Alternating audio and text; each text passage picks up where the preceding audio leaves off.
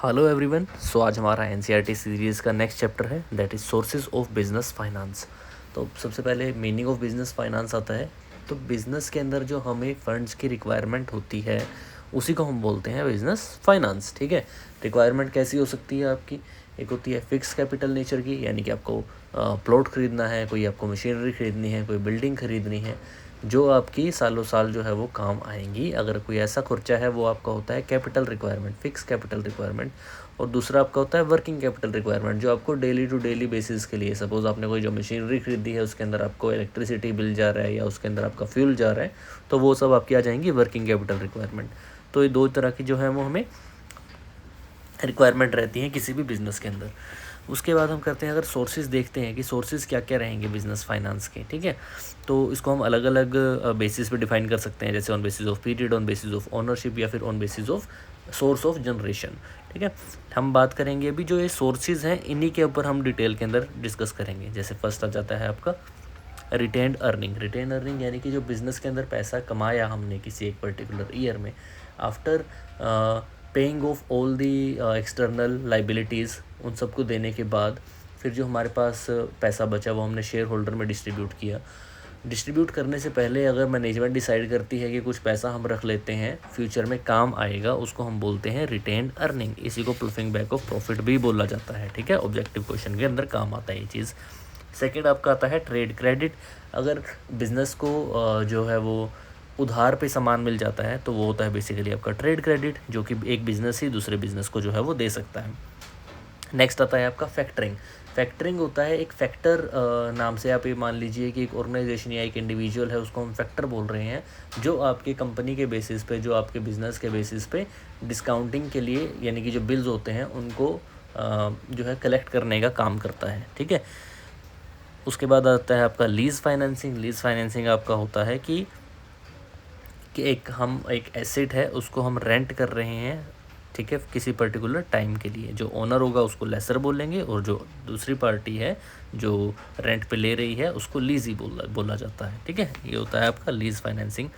Next आपका आ जाएगा public deposit, जहाँ पे डिपॉजिट जो है वो डायरेक्टली पब्लिक से लिए जाते हैं। मीडियम और शॉर्ट टर्म के लिए ही होता है, लॉन्ग टर्म के लिए नहीं होता। कॉस्ट जो है इसके अंदर ये कम रहती है एज़ कम्पेयर टू बैंक।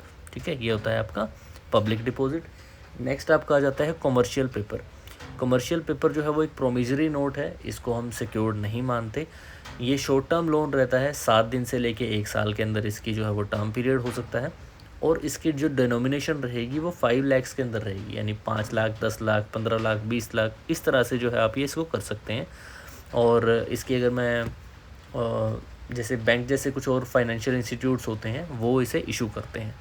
उसके बाद नेक्स्ट आ जाता है आपका इशू ऑफ शेयर। अगर शेयर आप इशू कर रहे हैं तो आपकी ओनरशिप जो है वो डिवाइड होगी। ठीक है, इक्विटी शेयर और प्रेफरेंस शेयर, दो तरह के शेयर के अंदर आप डिवाइड कर सकते हैं, मतलब दो तरह के शेयर होते हैं। इक्विटी शेयर के अंदर कंप्लीट ओनरशिप रहेगी, यानी कि अगर फ़ायदा होगा तो आपको तभी आपको मतलब प्रॉपर जो है वो प्रॉफिट मिलेगा, अगर लॉस होगा तो वो भी आपको लेना पड़ेगा। लेकिन अगर हम बात करें प्रेफरेंस शेयर के अंदर तो वहाँ पे आपको फिक्स रेट ऑफ डिविडेंड जो है वो मिलता है, वोटिंग राइट आपको नहीं मिलता, यानी कि ओनरशिप यहाँ पे आपको नहीं मिल रही है। ठीक है, नाम तो शेयर्स का आएगा लेकिन आपको फिक्स जो है वो रेट मिलेगा, जो कि डिबेंचर्स से अगर हम बात करें कहीं ना कहीं थोड़ा ज़्यादा हो सकता है। ठीक है, और टाइप ऑफ रेफरेंस शेयर अलग अलग तरह के होते हैं, जैसे क्यूमुलेटिव और नॉन क्यूमुलेटिव। क्यूमुलेटिव अगर पैसा इकट्ठा होता जा रहा है आपका डिविडेंड का और एक साथ आपको मिल गया तो वो क्यूमुलेटिव होंगे। नॉन क्यूमुलेटिव जिसमें ऐसा कुछ नहीं होता, जिस साल प्रॉफिट हुआ उस टाइम पे आपको पैसा मिल जाएगा। हाँ, प्रेफरेंस शेयर के अंदर आपको सिर्फ तभी मिलता है जब आपको प्रॉफिट हो रहा हो और मैनेजमेंट डिसाइड करे, बट डिबेंचर के अंदर आपको फिक्स है कि देना ही देना है। ठीक है, ये एक आपका मेन डिफरेंस रहेगा। और डिबेंचर्स जो है वो आपके होते हैं वो कम्प्लीटली एक फिक्स उसके अंदर आपको रेट ऑफ इंटरेस्ट जो है वो पे करना होता है, लॉन्ग टर्म आपका डेट रहता है वो। अगर टाइप्स की बात करें तो आपका secure and unsecure, registered and bearer, convertible and non convertible जो है वो डिबेंचर्स रहते हैं। कन्वर्टेबल मतलब जो आपका कन्वर्ट हो सकते हैं शेयर्स के अंदर कुछ टाइम के बाद।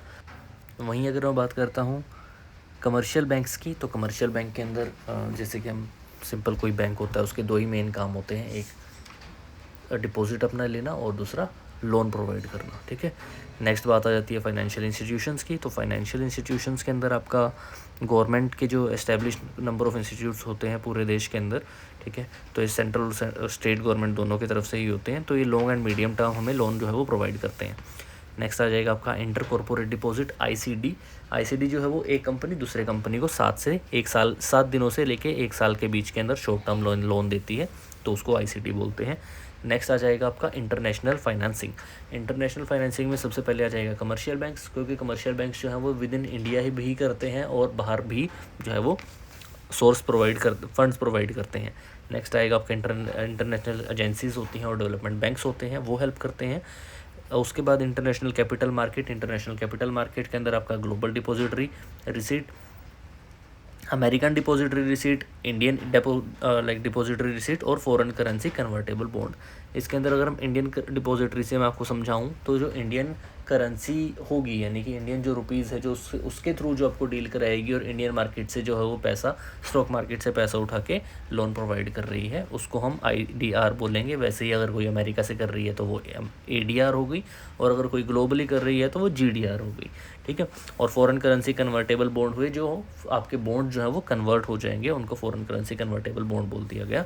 फैक्टर जो है वो क्या क्या आपके फंड्स की चॉइस पे डिपेंड करते हैं, वो होंगे कि कॉस्ट कितनी है, उसकी फाइनेंशियल स्ट्रेंथ कितनी है, ओनरशिप आपकी कितनी जा रही है, टैक्स बेनिफिट किससे ज़्यादा मिलेंगे, तो ये सब चीज़ें ध्यान में रखनी होती हैं, ठीक है। इसके बाद आपके 2 से 3 चैप्टर रह गए हैं, वो हम ट्राई करेंगे कि नेक्स्ट वीडियो के अंदर कंप्लीट कर दें। अगर आपको वीडियो अच्छी लग रही हो, ये सीरीज़ अच्छी लग रही है, तो आप लाइक ज़रूर करें, सब्सक्राइब ज़रूर करें। और बिज़नेस स्टडीज़ के बाद हम अकाउंटेंसी की भी इसी तरह से वीडियोस लेके आएंगे, और उसके बाद इकोनॉमिक्स, दोनों क्लासेस 10th क्लास 11th और क्लास +2 के लिए कवर करेंगे। Thank you.